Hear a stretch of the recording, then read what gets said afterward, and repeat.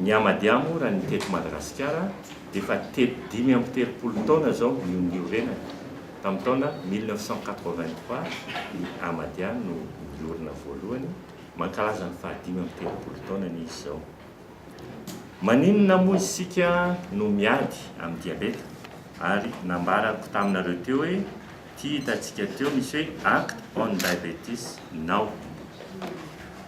Ny antony satria amin'izao fotoana izao dia efa mihoatra ny 700 tapitrisa nisan'ny diabetika manerana an'izao tontolo izao. Amin'ny taona 304 dia dinanina fa hiakatra hatrany amin'ny 522 millions na 2,5 tapitrisa ny ho isan'ny diabetika manerana an'izao tontolo izao. Tsisy olona maty ny diabeta izany, fa ny diabeta tsy milamina na tsy fantatra no antony voalohany amin'ny aretina mahatonga ny fahajambana. Ny antony voalohany anapahana tongotra aty amin'ny firenena andalam-pandrosoana. Ny antony voalohany mahatonga ny aretin'ny fo sy ny lalan-drà. Ny diabeta tsy milamina na tsy fantatra no antony voalohany mahatonga ny fahasimban'ny ray na ilay antsointsika hoe insuffisance rénale chronique terminale.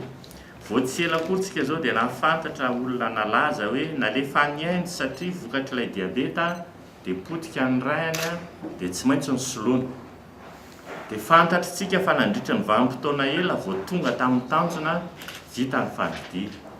Mba hisorohana an'izany fahasarotana rehetra zany no antony anaovana ny fisorohana na reo antsoina hoe prévention mba tsy hatongavana amin'ilay diabeta na diabetika ny olona ray, fa voatily ara-potoana kosa dia mba tsy hisy voka-dratsy na complication. Mikasika indrindra ny hoe inona ny antony mahatonga ny fanentanana rehefa tonga ny 14 volana novambra.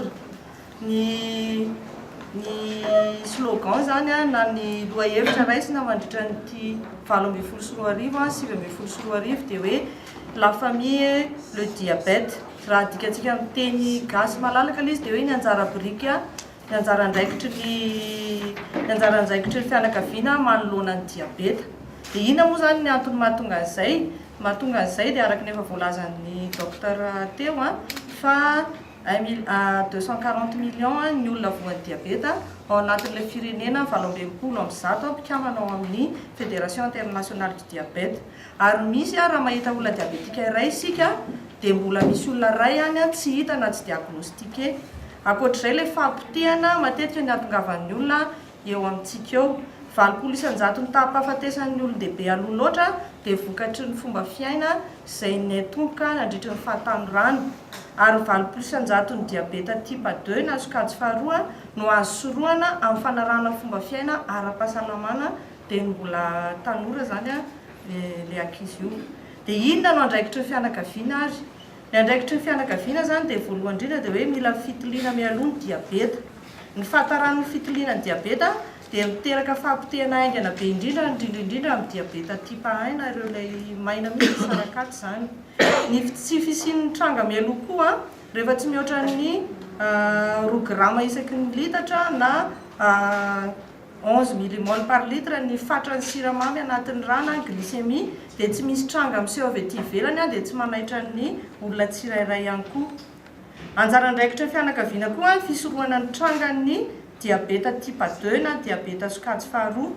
Mila manaraka fomba fiaina ara-pahasalamana ny olona rehetra, indrindra ireo fianakaviana diabetika dia ny mbola tanora, satria fantatritsika tsara fa ny isa-tokantrano ny fomba fiaina amin'ny ankapobeny zany dia efa miteraka olana ho an'ny fiainandreo tanora ireo. Sakafo ara-pahasalamana, ny fampiasam-batana ary indrindra zany ny fanaovana fitiliana indray mandeha isan-taona farafahakeliny raha ohatra ka hoe manana fianakaviana diabetika tsika, satria araka voalaza teo ambony hoe tsy misy fambara.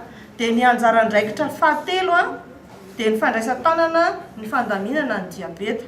Efa mirotoroto be ny fiainana ankapobeny ny ainan'ny tsika eto Madagasikara, ny olona rehetra dia zavatra mitranga rehefa vao manana fianakaviana ray diabetika isika dia mavesatra ny zavatra miandry antsika ao anatin'izany tokantrano izany na amin'ny resaka fandaminana isan'andro zany a na amin'ny resaka vola zany indrindraindrindra kanefa le diabeta dia mila fandaminana isan'andro a sakafo ara-pahasalamana ny fampiasam-batana ny fanafody a ary ny fanampiny a ny fitony-tsaina zany hoe ny fianakaviana rehetra zany dia tokony hanaraka fampianarana mitoy mandrakariva ary tokony hafantatra ny mikasika ny diabeta indrindrindrindra hery lehibe hoan'ny olona diabetika anankiray a ny fananana fianakaviana mahay mandrindra sy ny fanampy aminy amin'ilay fandaminana ny diabeta arak'izany a dia misy ny fahadisoa-kevitra indraindray dia tsy mahafantatra ininona mihitsy nyle fianakaviana fa le olona diabetika rery ny tonga manatona toeram-pitsaboana